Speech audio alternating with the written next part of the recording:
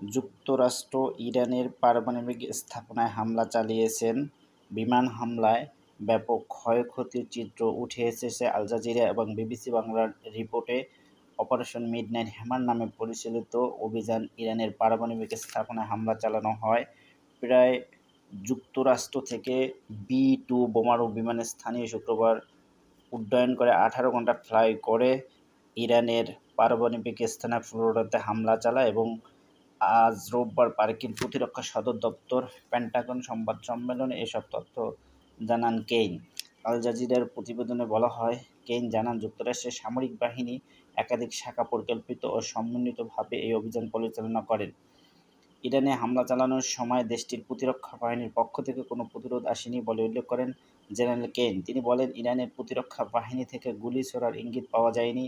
মার্কিন এই জেনারেল আরও বলেন, ইরানের যুদ্ধবিমান আকাশে ওড়েনি, মনে হচ্ছে তাদের ক্ষেপণাস্ত্র প্রতিরক্ষা ব্যবস্থা আমাদের শনাক্ত করতে পারেনি।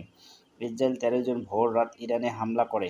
এই হামলার ইরানের বেশ কয়েকজন পরমাণু বিজ্ঞানী, ঊর্ধ্বতন সামরিক কর্মকর্তা নিহত হন। এর জবাবে ইসরায়েলে হামলা শুরু করে ইরান।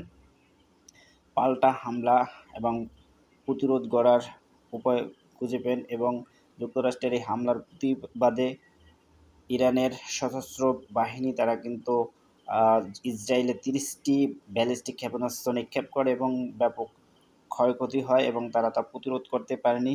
যুক্তরাষ্ট্র এরই মধ্যে আবারও হুমকি দিয়েছে, তারা আবারও হামলা চালাবে এবং ইরাক, লেবানন থেকেও কিন্তু মার্কিন সামরিক যে ঘাঁটি রয়েছেন মধ্যপ্রাচ্যের তারা যে যুদ্ধ চালিয়ে যাচ্ছেন সেই ঘাঁটিগুলোকে লক্ষ্য করে কিন্তু তারা হামলা চালাবেন এমনটি জানিয়েছেন। এবং ইরানের সামরিক বাহিনী IRGC এক বিবৃতিতে জানিয়েছেন, যুক্তরাষ্ট্র অতীতেও এরকম কৌশলগত হামলা চালিয়েছেন এবং তাদের এই হামলা করে তাদের পরিণতি ভোগ করতে হবে এবং মধ্যপ্রাচ্যে তারা যে অশান্তির বাণী ছড়িয়েছেন এটি তাদের চরম মূল্য দিতে হবে এবং তাদের যে মধ্যপ্রাচ্যের সামরিক ঘাঁটিগুলো রয়েছে সেগুলোকে এখন লক্ষ্যবস্তু পরিণত হবে। এদিকে খামেনি বারবার তাদেরকে শান্ত করার আহ্বান জানিয়েছেন, কিন্তু ইসরায়েল বারবার তাদের উপরে হামলা চালাচ্ছেন এবং যুক্তরাষ্ট্র ইসরায়েলের পক্ষ এখন বিমান হামলা চালিয়েছেন মধ্যরাতে।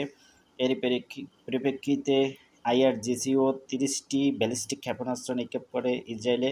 বেসামরিক নাগরিক সহ ব্যাপক আহত হয়েছেন এবং নিহতর সংখ্যাও রয়েছেন। এরই মধ্যে ইসরায়েলের নাগরিকরা তাদের দেশ ত্যাগ করছেন এবং তারা নিরাপদ আশ্রয়ের জন্য পাশের দেশ সেখানে যাচ্ছেন।